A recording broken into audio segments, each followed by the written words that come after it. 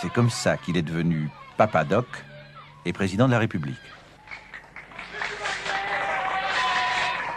Papa Doc s'appelle aussi François Duvalier, un personnage contesté. Son portrait n'avait jamais été fait. Nous l'avons réalisé en ajoutant les unes aux autres les facettes qu'il a bien voulu nous montrer. Duvalier a 61 ans. Si ça dépend de lui, il régnera jusqu'à sa mort. C'est ce qu'on appelle un président à vie. Et cela se chante en créole. Parce que, voyez-vous, Haïti, c'est gentil. Président à vie, Duvalier, tout peuple à la mer. Président à vie, nous qui la joie le cœur, c'est pour réaliser. François Papa, chita sous chaise au point, peuple à l'éloigner. N'a pas problème ça, papa.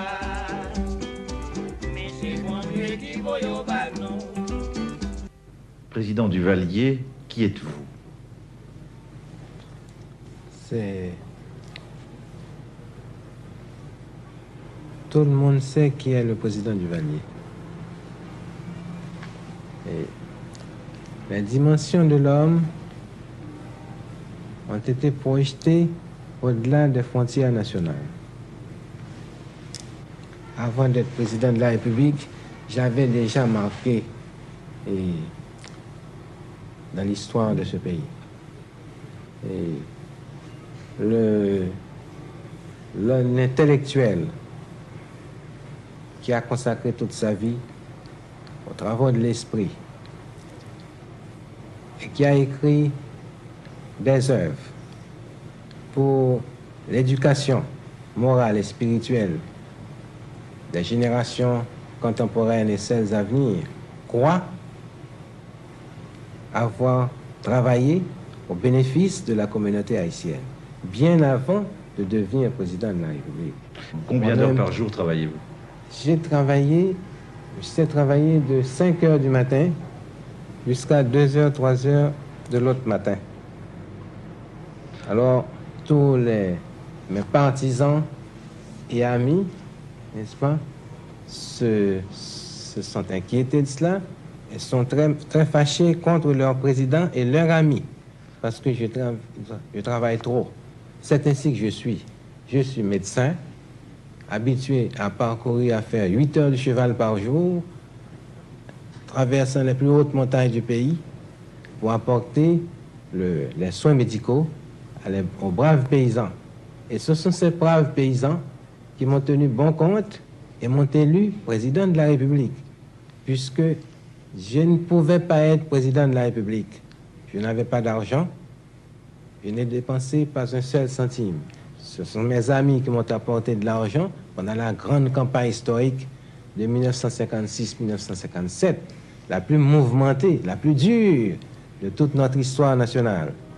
C'est grâce au concours de ces paysans qui avaient reçu les soins médicaux de leurs médecins que j'ai pu accéder à la première magistrature de l'État le 22 septembre 1957.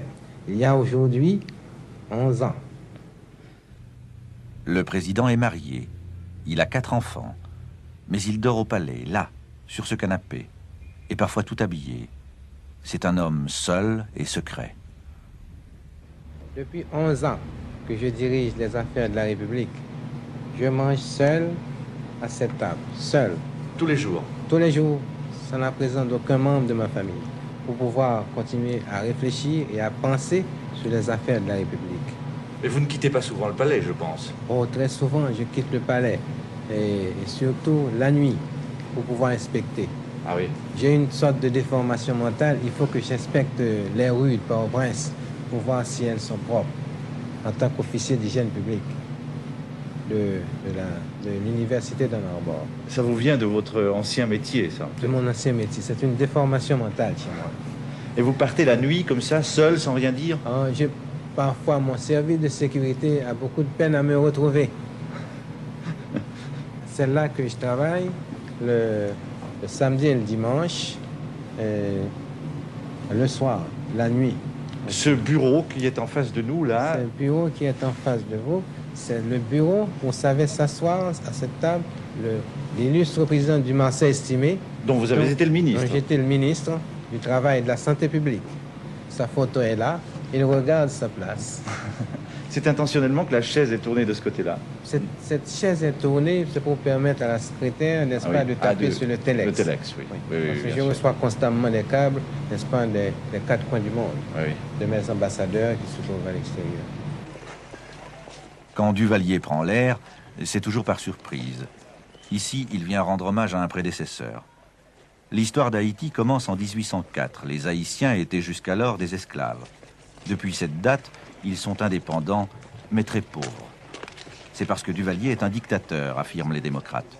Les démocrates ont la mémoire courte. Des présidents à vie, il y en a eu 7 avant celui-ci. La stèle est érigée par la mémoire de Jean-Jacques Dessalines, le grand fondateur de la patrie haïtienne. Et qui a été assassiné ici. Il a été assassiné ici, là, à cette place. Comment s'appelle ce lieu? C'est au Pont-Rouge. Pont-Rouge. Le Pont-Rouge. Pont-Rouge. Et par qui a-t-il été assassiné? Il a été assassiné par ses adversaires, n'est-ce pas? C'est une menace qui a souvent plané sur les présidents. Oui, c'est ça. Le président doit toujours prendre ses responsabilités. Oui. Il doit être un homme dans toute l'acception du terme. Oui, certainement. Si vous avez peur, ne soyez pas chef d'État. Ce qui est arrivé à Dessalines, est-ce que vous avez craint parfois que ça vous arrive à vous-même? Non, puisque vous l'avez vu, le peuple c'est moi et je suis le peuple.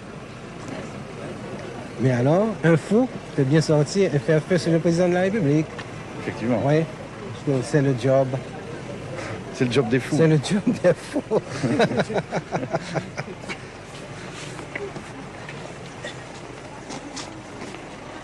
C'est pourquoi le colonel lui-même, il s'inquiète quand je me sors du palais national. Il s'inquiète.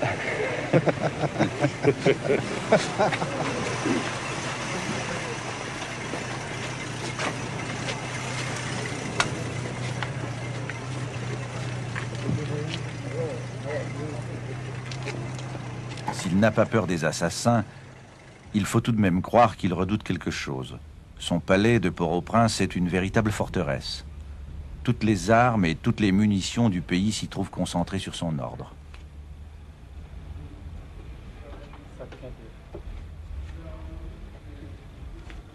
Épicure a dit « On ne peut pas gouverner par la crainte sans craindre soi-même ».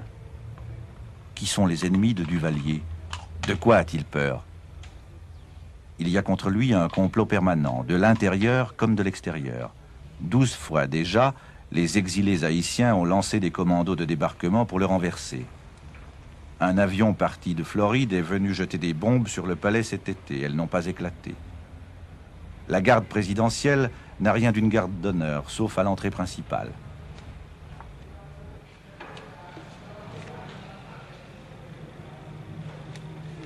Un énorme tonton macoute veille devant le bureau du président. On ne voit jamais l'armée. Il n'a pas confiance en elle. On dit qu'il n'a confiance en personne. Les gens qu'il paye pour le protéger se surveillent entre eux, s'épient, se contrôlent. Tout le monde a peur de tout le monde, jusqu'au seuil de la porte derrière laquelle il travaille. Est-ce que le peuple vous aime, président Duvalier? Le peuple me l'a rendu, puisque, pour reprendre ce que je viens de vous dire au début, je n'avais pas d'argent et j'avais toutes les forces réactionnaires contre moi.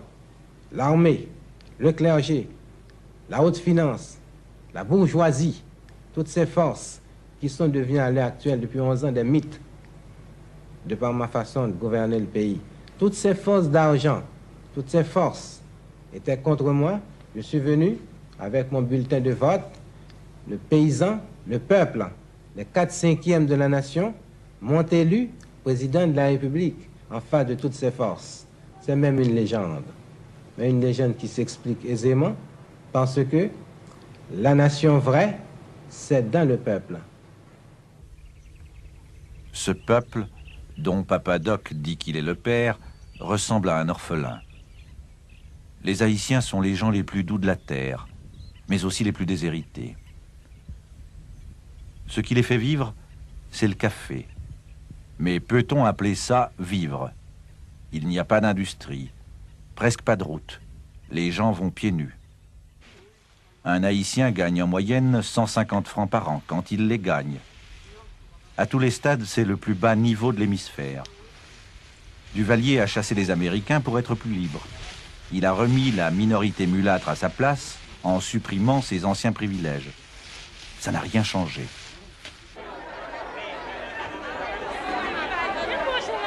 Il n'y a pas de circuits commerciaux. On perd tout son temps dans les marchés locaux pour vendre le peu qu'on produit.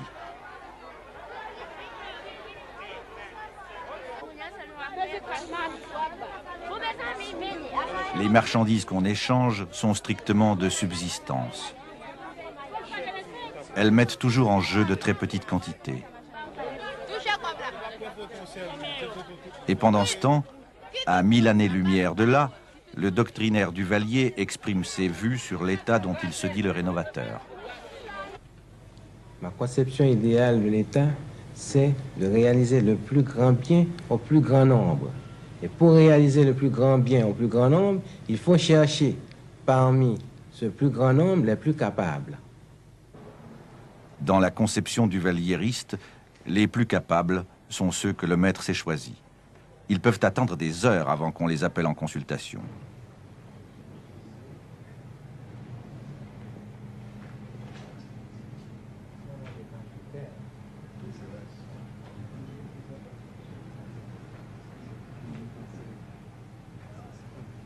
Le gouvernement haïtien compte 13 membres.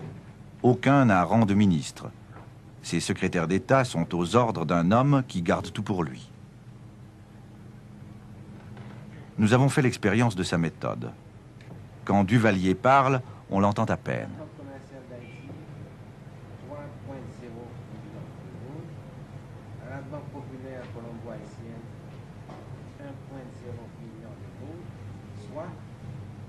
Il faut une concentration exceptionnelle pour arriver à saisir ce qu'il dit.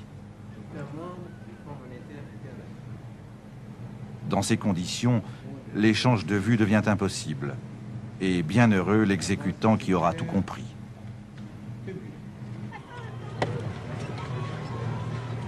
Le paradoxe chez cet homme vient du déphasage entre les vues qu'il exprime et la réalité telle qu'elle est. D'aucuns l'accusent de tout faire pour freiner le développement de ce pays qu'il connaît pourtant si bien. Son premier souci, disent-ils, c'est de garder le pouvoir, et c'est à quoi il travaille. Le reste n'est que verbalisme.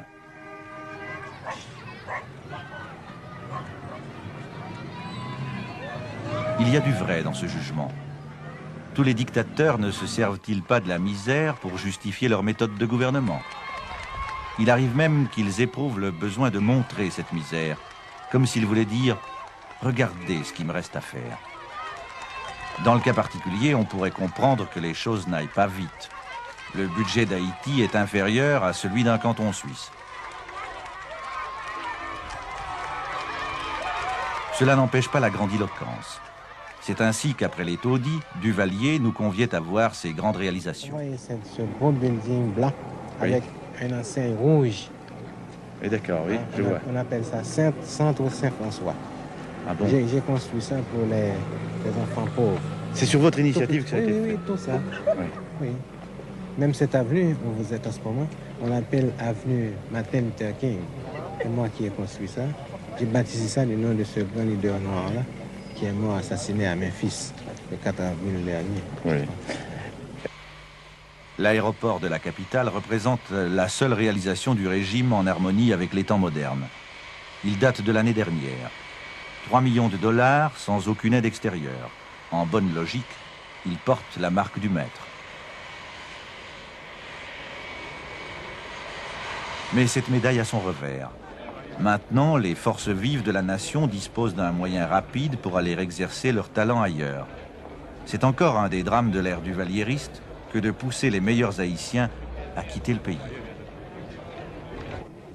Mais où trouvez-vous l'argent pour faire ces constructions? Ah, c'est pourquoi, n'est-ce pas?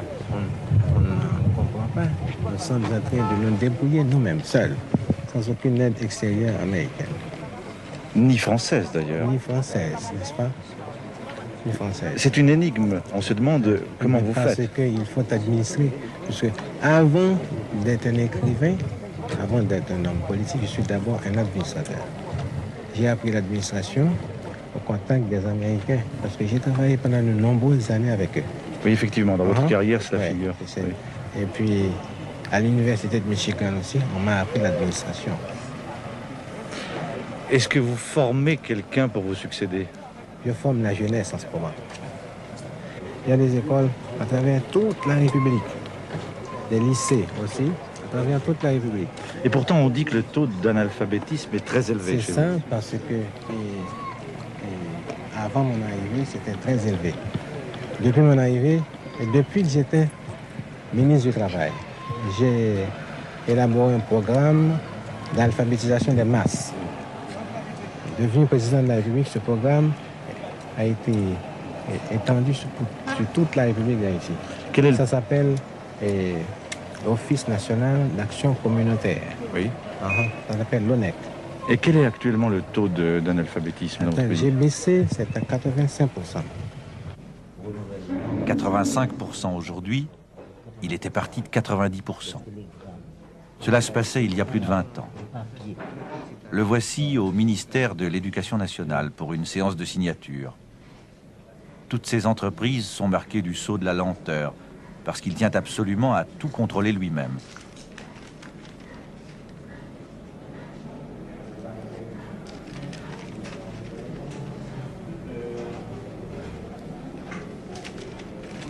Aucun de ces actes ne saurait se passer de déploiement de force. Il y a toujours autour de sa personne un impressionnant rideau de protection. Les voici, les fameux tontons macoutes de Duvalier. Il s'agit d'une milice populaire qu'il a créée le lendemain de son accession au pouvoir. Elle se substitue à l'armée, à la police. On reconnaît les tontons macoutes à leurs lunettes noires et aux revolvers émergeant des ceintures. Ils sont omniprésents. Leur nom veut dire croque-mitaine en créole. Ce sont des exécuteurs, des dénonciateurs, des tortionnaires. Le fer de lance du régime.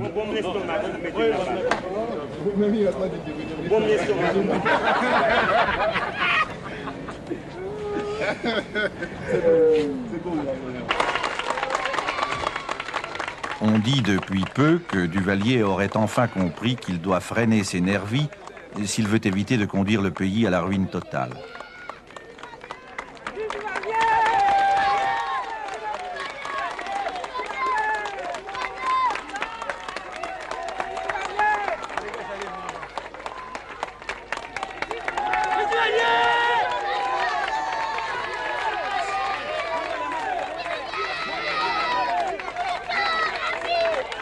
Il y a en effet un début d'apaisement en Haïti, et c'est peut-être à quoi le peuple applaudit.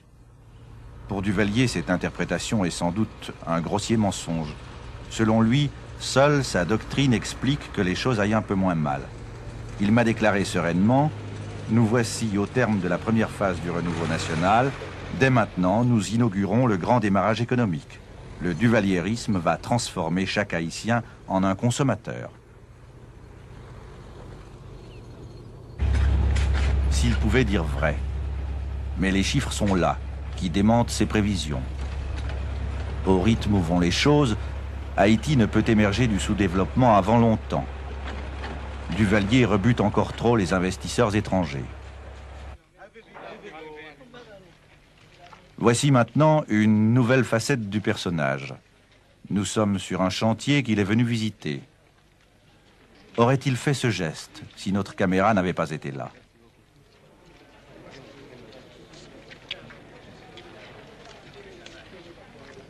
Ce n'est pas la paye qu'il distribue, mais un cadeau royal.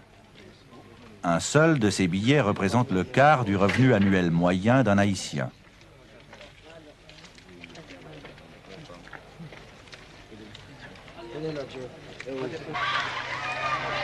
Le reste de la liasse est jeté à la foule.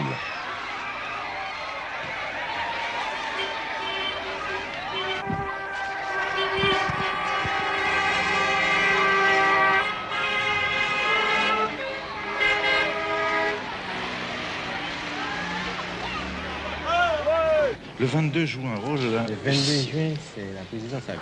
Oui. Il semble qu'il y ait une répétition du 22 dans votre carrière. C'est mon chiffre mystique, n'est-ce pas? Ça revient.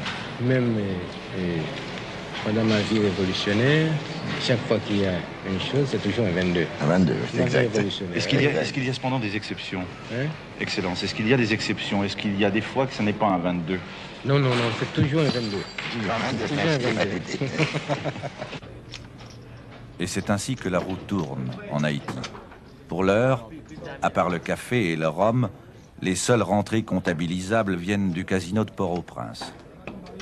L'établissement est sous contrôle direct du président de la République. Il fonctionne selon une formule inédite. Sa direction paye les joueurs pour qu'ils jouent. Cela paraît incroyable, mais c'est comme ça que l'argent rentre.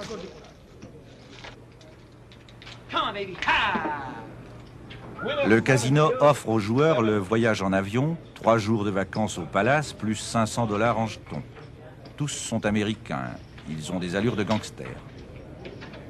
Comme les mises sont fortes, elles dépassent toujours les termes du forfait et c'est ce qui fait le bénéfice. Voilà par quoi s'amorce la reprise économique en Haïti. Du coup, Papa Doc est encore plus critiqué à l'étranger. Je pense que on n'a jamais aimé la République d'Haïti. Les critiques formulées contre la République d'Haïti remontent au lendemain même de notre indépendance nationale. Pourquoi? Parce que la question doit être considérée et discutée sous l'angle racial. Parce que nous sommes un peuple noir. Nous sommes le premier peuple noir à conquérir notre indépendance nationale, les armes à la main. Il n'y a pas d'exemple dans le monde de ce genre. Nous avons réalisé une épopée unique. Et la question a pris une ampleur telle parce que ce peuple actuellement est dirigé non point par une doublure, mais par un intellectuel qui connaît les vraies aspirations, les vrais besoins de ce peuple et de cette race. Pour avoir consacré la meilleure portion de son temps à élaborer une doctrine nationale et raciale. Qui est le duvalierisme. Qui est le duvalierisme. C'est-à-dire que le peuple haïtien, l'homme haïtien, va toujours regarder le soleil en face et non point baisser les chines devant n'importe quel citoyen de l'humanité. Il se croit un homme à part entière, à part totale, pour avoir réalisé une épopée la plus belle, la plus émouvante après la Révolution française.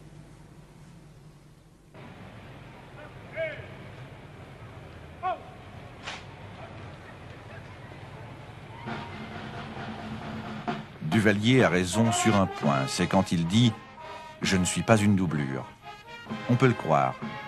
Rien en lui ne rappelle la soumission de ses prédécesseurs. Il a compris ce qu'aucun d'eux n'avait même entrevu, à savoir qu'il fallait créer en Haïti une conscience nationale avant toute autre chose. Si Duvalier la fonde sur le nègre, comme il dit, c'est que le nègre représente plus de 90% de la nation et qu'il n'a jamais eu sa chance.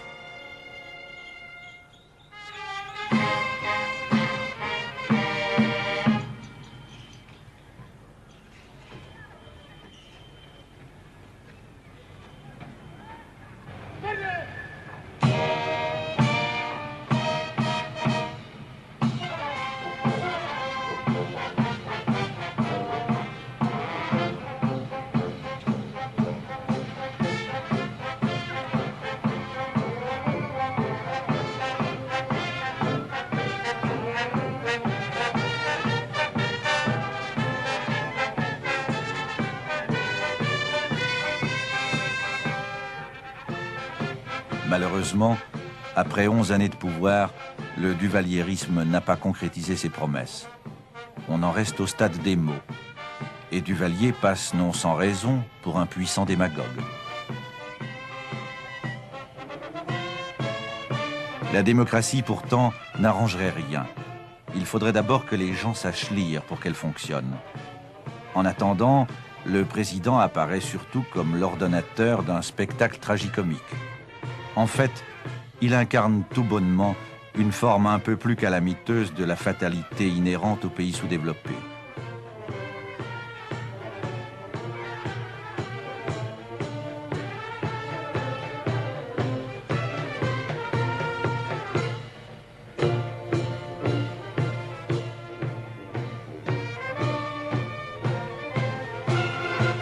Dans ces malheureux pays, la politique est le seul moyen de la réussite personnelle. Voilà pourquoi les 100 000 opposants condamnés à l'exil par le régime sont tous plus ou moins candidats à la présidence. Et si possible, à vie.